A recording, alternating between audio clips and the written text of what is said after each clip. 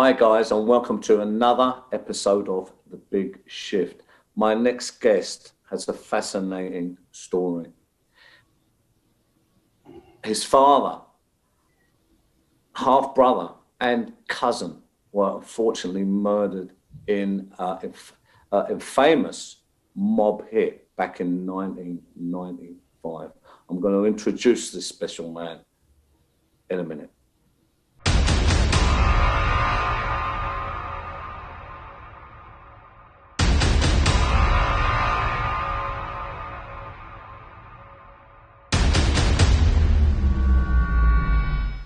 Hi guys, nice to see you here again. God bless, and I hope you're okay out there. Everything's going well for you. On The Big Shift, we have unbelievable stories of endurance, adversity, and fascination. One of the wonderful things the Big Shift team like to put out to you guys is the solutions to a lot of ways of life. My next guest has an unbelievable story of adversity. He was a mafia capo in the Philadelphia mob, which is still one of the most active mafia groups in the country, guys. He has an unbelievable story of transformation. We're going to get to that in a minute. But listen, thank you all the guys who are going into the subscription model and, go in there and buying the book, The Monkey Puzzle Tree. It's definitely our aim to empower you guys and get you forward on your own exponential journey, so thank you for that. So look, I'm going to go straight into it now. My next guest is a wonderful Bobby Luisi. Hi, Bobby. Thanks for coming on the show. Oh, thank you for having me, Steve. This is a great show. I've been watching you for a little while. I'm really honored to be here with you. What was the change? I mean, your father, he was a known, notorious figure of them days, organized crime figure. But did he dissuade you from the life, Bobby, or did he want you to do something else, or did he want you to follow in his footsteps? Maybe in the 90s he did, but earlier on he never pressured me to, do anything but go to work. I think my father would have been proud of me either way, whatever I did and decided to do. At an early age, I seen what the life was like. Watching these guys sitting there, seeing what was going on, and I just felt it wasn't for me at the time. My father didn't try to persuade me either way, but I'll tell you a story.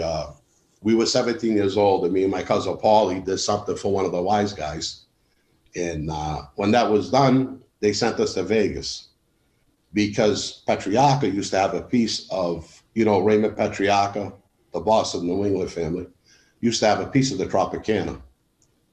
We're 17 years old. They're flying us down there and we're gambling and all the excitement, So there were perks being around them, Steve. But like I said, after that, my interest started to wane with organized crime. I really didn't want to be involved in it.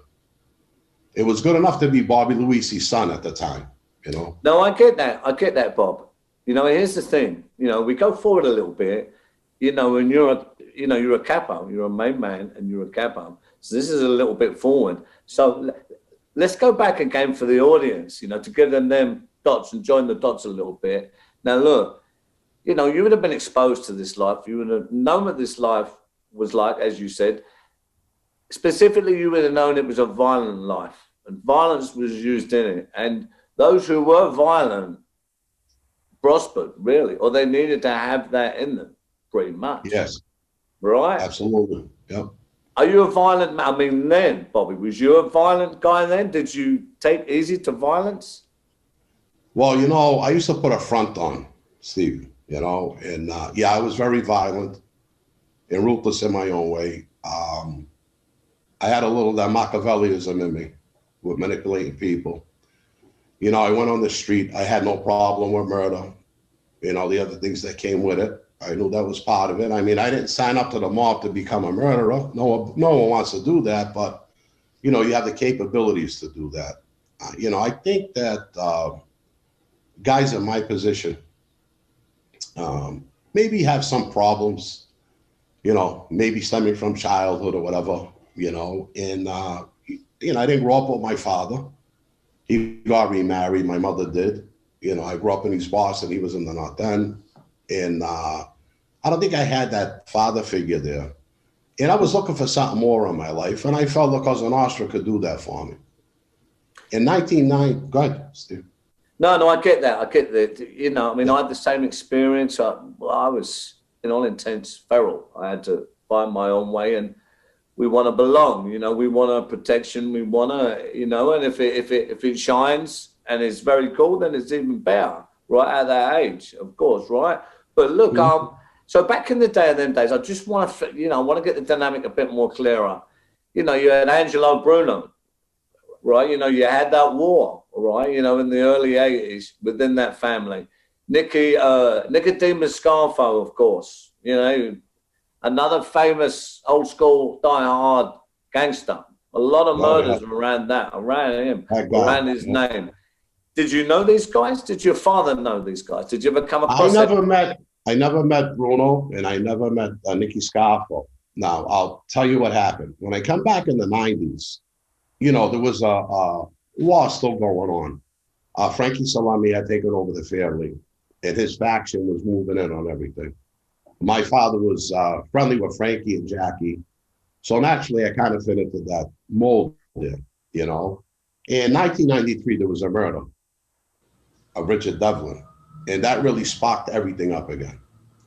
At the point of that murder, 5 different factions came up in Boston, and we battled it out for a few years. I lost friends, I lost family members. A lot of the enemy got killed, and it was a bad time up there. It was also a bad time in Philadelphia because Joey Molino was taking over that faction from Stanford. That was the boss there at the time. So both Joey and I were pretty much going through the same thing. I mean, I wasn't in Joey's position, don't get me wrong, at that time.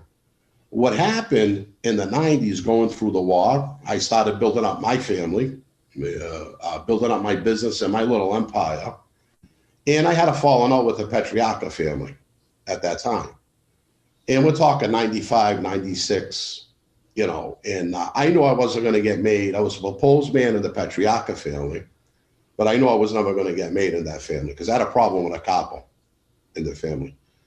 And at that point, I started looking out and I started reaching out to New York, and I was directed to Philadelphia. Yeah, let me ask you about New York quickly there, Bobby, because look, I know at this time,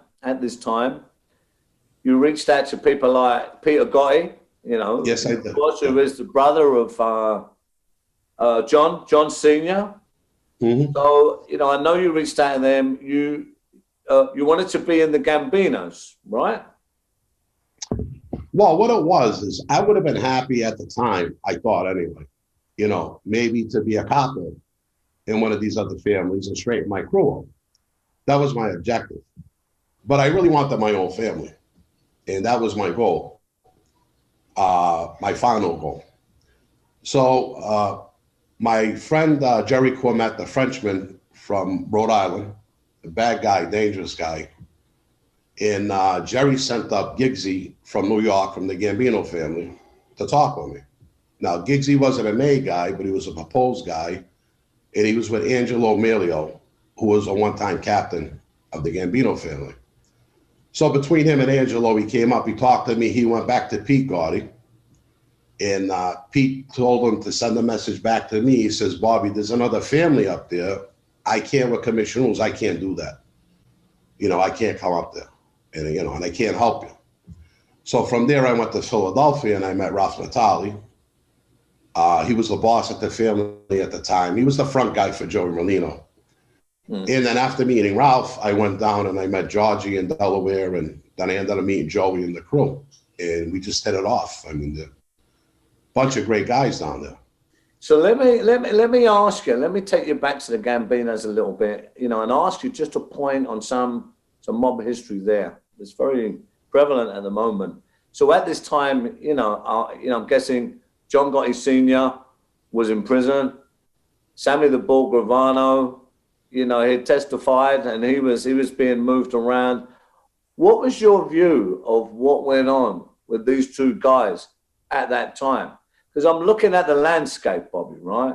Mm-hmm. You know, and this is important as it translates into later days. Well, what was your view of what went on between Sammy the Bull Gravano and John Gotti coming just after that? What was your view about what went on between them guys and what was going on in the Gambino family? Well, you know, after what John and Sammy did to Big Paulie Castellano, you know, what he, you know, after they clipped him, all the smaller families were in disarray. Now everybody's going after their bosses. And this is what started in Philly and Boston mainly, in some other parts of the country. I wasn't crazy about either one of them, to be honest with you. I don't like what was done, but I understand why John did it. You know, John Gotti was a man's man. He was a boss. I mean, I have to give him all that credit. You know, then him and Sammy get pinched, and they're out of the picture, and the son and Pete's there at one time, you know, and I felt maybe at that time they had to put back together. Everything was going good with them. You know, you have to understand something, Steve. I'm 300 miles away in Boston. As soon as I'm a capo, I'm a boss. That's it. You know, there's no other way around that. I'm running my crew in Boston. New York's 300 miles away. I don't think there's a telescope that can reach me that far, you know? So I wasn't really concerned who I hooked up with at the time. But, you know, thank God when I went down to Philly, you know, Joey took me in. Joey took me in. Yeah, no, I get that. It's just I'm trying to understand the dynamic because this was important in the transition of the mob. This was a pivotal point, right? It was. You know, and if you was around them guys at that time, I'm just interested to know your view and the view of the street as it proliferated down. Because people say a lot of things now, Bob, you know, and a lot of them, they wasn't there, they don't understand it, and they're talking that. No. So I like to get a view of people who may have knew a lot more, right? Yeah. So because this was a great change. So I mean, at that time in your mafia career, this is another important point.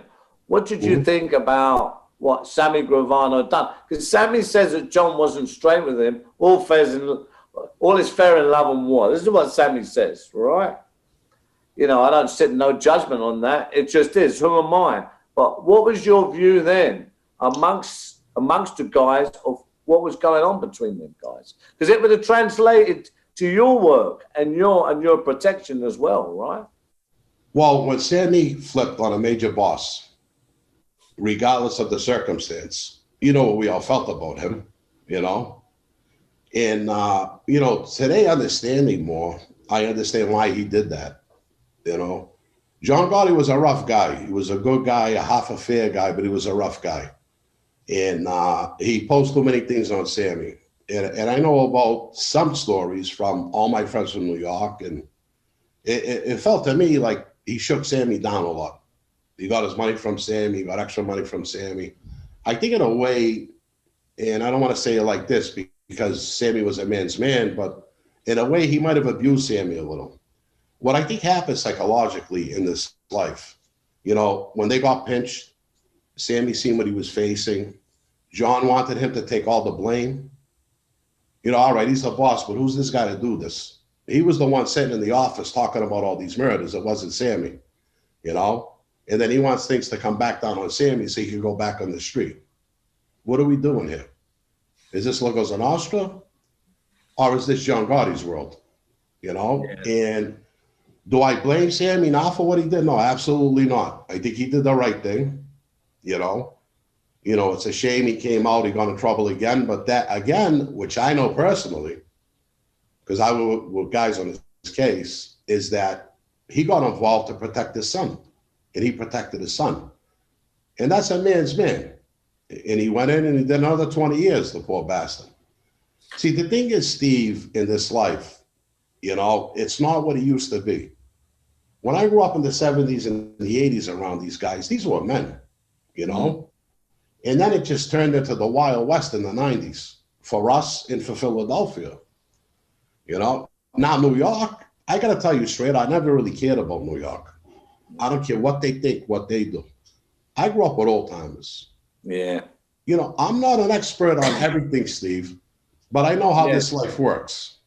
Yeah, you see, this is interesting because it reveals a lot. I certainly think about what the life was really like and how it's changed now. Is that, look, you know, there was them old school guys, and I've talked to people who knew what they was like, right? And then you go forward a bit. You've got cases like the Trafficante family, you know, Palermo and all that. I mean, the whole family turned after that. You know, Yeah. it's like the beginning of the end. I think there was 40 guys that was lining up because Yeah. once the towel is out in the ring and bosses are rolling and, you know, people are doing the serious work on the street are rolling, they're getting in there first. Of course, the whole rules have changed. You said, well, hold on a minute. You're not keeping to the oath that you get to me. Why should I keep my oath to you? That's So, right. of course, the whole thing, you know, crumbles. You know, there's a lot of people out there, they'll judge or they'll throw stones on, but some of them, you know, they've never even lived a life like that. They don't know what it is to have to live like that and navigate a life like that. So, you know, this is another way to reveal motivations and why, and, you know, clear up some things and give some clarity to, because there's a lot of stuff out there. You know, you got Sammy Gravano now, people like Michaelfranzese. I mean, I know Michael quite well. We do some work, and, you know, I've interviewed Michael as well. There's a lot of YouTube about them too, guys having to sit down. What do you think about that, Bobby? You know, we'll talk about some names here now for a minute before we go back to some other stuff. Well, like I said, I got a lot of respect for Sammy. God bless him. Mike Franzese is a great guy. I did an episode with him on Comedy Central in 2017. It was great, you know. And, you know, I go back and forth with Mike sometimes for Christmas, you know, with the texting. And I got a lot of respect for both these guys and for what they did and what they're doing now. You know, they lived a life, they were in it. Their lives were compromised a few times. And, you know, and now they're coming out, they're telling their stories about, you know, their past. And you know, that people love to hear that, you know, and I'm doing the same thing now. I got my show, the Bobby Luisi Show, which you know that. And you know, I really like these guys. I got nothing bad to say about them. You know, I think they're good men. I do too, Bobby. And look, we all get lost in this life. You know, I have a story of my own, and people out there, they know that. But it's that we would change and we would do better for others. Right. You know, no one, you know, is without sin here, Bobby, right? You know, this is the first thing. We're on a journey here, right? You know, a journey to find the truth, and certainly the truth of ourselves. So it is about others. So people who are improving other people's lives, they have my vote. Everyone has a past, including me. Make sure to subscribe, like, go into stephengillen.com and sign up for more wonderful content to expedite, help, and support you on your own personal journey of success.